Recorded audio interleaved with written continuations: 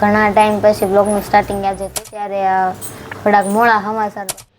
પરિસ્થિતિ ગમે એવી હોય, સમય કોઈ પણ હોય, આગળ જેમ કે મેં વાત કરી હતી કે અત્યારે બેસી ગયા છીએ વાળું કરવા. અને જય માતાજી, જય દ્વારકાધીશ બધાને. જો કે તમે બધા મજામાં દેશો ને અમે પણ ખૂબ જ મજામાં છીએ ને આજે ફરીથી તમારા બધાનું સ્વાગત છે અમારા એક નવા બ્લોગમાં. તો અત્યારે બ્લોગનું સ્ટાર્ટિંગ સાંજથી જ કર્યું છે અને ઘણા ટાઈમ પછી બ્લોગનું સ્ટાર્ટિંગ આજે કર્યું છે મેં.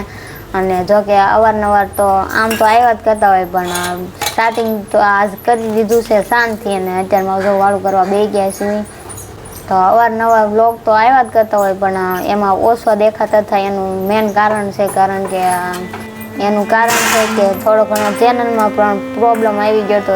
શું કે જણાવવાનું કે દ્વારકા ગયા હતા ત્યારે થોડાક મોડા સમાચાર પણ મળ્યા હતા. જોકે મને તો કંઈ ખબર નહોતી પણ દ્વારકાથી જઈને વહી આવ્યા ત્યારે સમાચાર મળ્યા કે મારા મામા એક્સપાયર થઈ ગયા છે. અત્યારે બેસી ગયા છીએ વાળું કરવા. અને તીખું છે ચાલુબેન જો બધી વસ્તુ માંગે છે, હવે માંગતા શીખી ગઈ. આ ખાવું છે, ઓલું ખાવું છે. કા ચાલુબેન? હે દીકરા, સીતારામ સીતારામ, રાધે રાધે, જે જે, ભલું ભલું કરો, ભલું ભલું કરો બેટા. તને બોલવું કહેવાય એટલે જે કરો એમ. ઘણા દિવસો પછી વ્લોગ જોકે બનાવીએ જ છે અમે, પણ મને જ એવું થાય કે તમારી સામે ઇમોશનલ થઈને રજૂ થઈએ તો બટ મને પણ ન ગમે. એટલા માટે થોડું ઘણું હેપીનેસ કરવાની કોશિશ કરીએ છીએ, એટલે કે હેપી વ્લોગ બનાવવાની કોશિશ કરીએ છીએ. ને અત્યારે જો બેસી ગયા છીએ જમવા, એટલે કે વાળું કરવા બેસી ગયા છીએ. કેવલની કાકી ચાહલને આમ જો સોળીને ખવડાવે ચાહલને, અને એ શાકમાં સોળેલું જ ખાઈ બેઠી બેઠી. સંપલ કઢાય બેટા, બૂટ કાઢ નાખ. ગારાના ન કઢાય. ચાલો જો ના પાડે, સમજો કેમ કરે છે, નખરા વધી ગયા છે. આમ આખ્યું કહેતો જેમ મોતી મોતી થતી જાય છે ને એમ નખલા વધતા જાય આમ છે. આખ્યું કહેતો ચાહલ જો આમ માર સામું જો આમ કરે આમ કહેતો આ બેન દૂધ ધીરે કડી ખમા જાલુ કાક જો નખરા કરે છે. આમ કહેતો બેન આમ જો આમ માર સામું જો અહીંયા આમ કહેતો લે ભારે આવડે હો. આમ કહેતો આમ કે ચાલુ આમ કહેતો આમ જો આમ ઈ નહીં આમ કહે એને માઇક જોતું છે. હા, માઇક ભળી ગઈ ને. અમારો બ્લોગ બનાવવાનો એટલે માયક ખંતાડીને જ રાખ્યું, નકર માયક જ કરતી હોય. માયક કરતો હોય કર એટલે હા કેમેરા સામું જઈને કરતો બટા. ચાલુ કદે તો પપ્પાને કહી દે આખી કદે પાપા એમ કેતો, પાપા બોલ તો. વાળું પાણી કરીને ઝાલુબેન ને મારી મમ્મી તેડી ગયા હતા એટલે એને હારે થઈ હતી. ખાટે તો હુઈ ગઈ. ટેવ પડી ગઈ. હા, એકવાર હું ખંજળતો હતો ને આપણને હું કરે, હાથ પકડીને માથે લઈ જાય. હા, કેવી હુતી સમજો તો. અને વળી પાછી જરી કે હસલ તો કરવાની નહીં પાછી. હાલો એ ભલે નિરાતે હુતા. પરિસ્થિતિ ગમે એવી હોય, સમય કોઈ પણ હોય, આગળ જેમ કે મેં વાત કરી હતી કે કેવલની કાકીના મામા એક્સપાયર થઈ ગયા હતા. અને જે અમે વ્લોગ મેકતા હતા દ્વારકા અને એના બધાના, એ સમયગાળામાં અમે છે ને ત્યારે બધું જે અમારે કાણે જવાનું હોય, પાણી ઢોળમાં જવાનું, એ સમયગાળો હતો. ત્યારબાદ આવીને એક વ્લોગ બનાવ્યો હતો. કારણ કે તમારી સાથે છે ને અમારે બધી વાત શેર કરવી પડે એ જરૂરી હું માનું છું. અને પ્લસ કાલે વ્લોગ નહોતો મેક્યો એનું મેઇન રીઝન છે કે થોડો ઘણો ચેનલમાં પ્રોબ્લેમ ચાલે છે. તમારા બધાના સાથ સહકારથી અને માતાજીની દયાથી અને ઠાકરની દયાથી થોડો ઘણો પ્રોબ્લેમ સોલ્વ પણ થઈ ગયો છે અને સોલ્વ થતો જાય છે ધીમે ધીમે. ને આગળ વાત કરી પ્રમાણે કે કેવલની કાકીના મામા એક્સપાયર થઈ ગયા, એ સમયગાળામાં એને સાથ સહકાર જે સપોર્ટ કર્યો વ્લોગમાં એ આપણે ભૂલી ન શકીએ. થોડું ઘણું અમારે શૂટિંગનું કામ હતું એ પણ અમે ચાલુ રાખ્યું હતું. અને પ્લસ અષાઢી બીજ આવે છે તો અષાઢી બીજના ફરમાઈશના વિડીયો હતા એ પણ અમે બંધ નથી કર્યા. એનું મેઇન રીઝન છે કે અત્યારે ફરમાઈશના વિડીયો બનાવવાના છે ને તો અત્યારે જો રેડી થાય છે.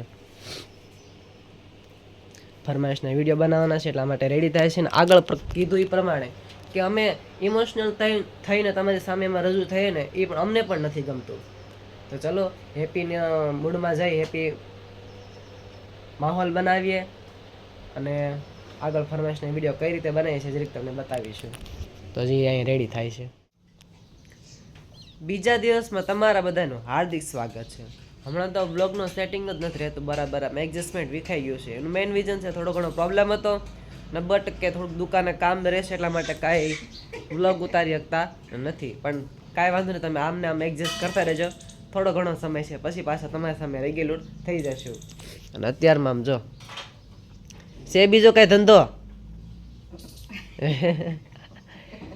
ઢીંગલા માથે બેઠી છો, પાછી હિસકામાં બેઠી, ઉપર જતા ઢીંગો માથે મેક્યો અને એની માથે બેઠી.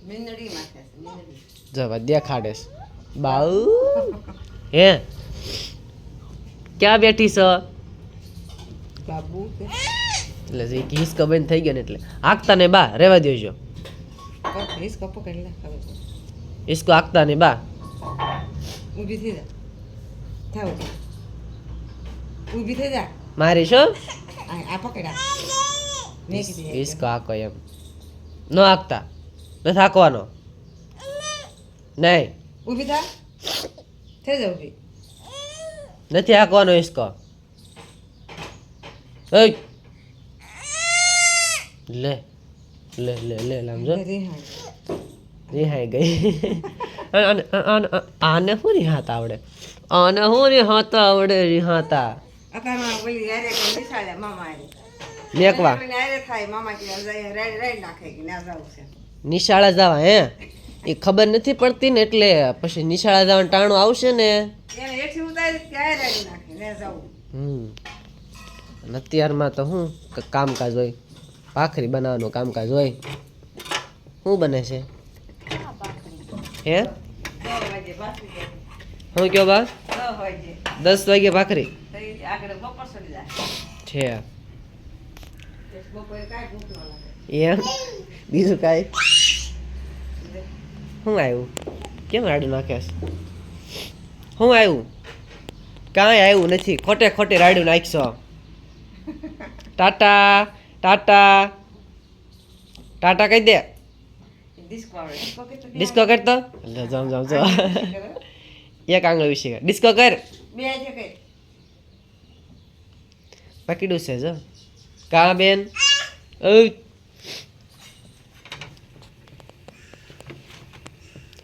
અત્યારમાં પાવ બટેકા ને એવું બધું બનાવાય, સમોસા ને.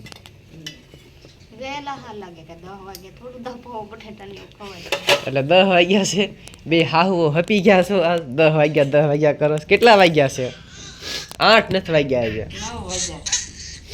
હા એમાં એવું છે કે અડધી પોણી કલાક તો મારા બા ગણે જ નહીં, આગળ જ રાખે ઘડિયાળને.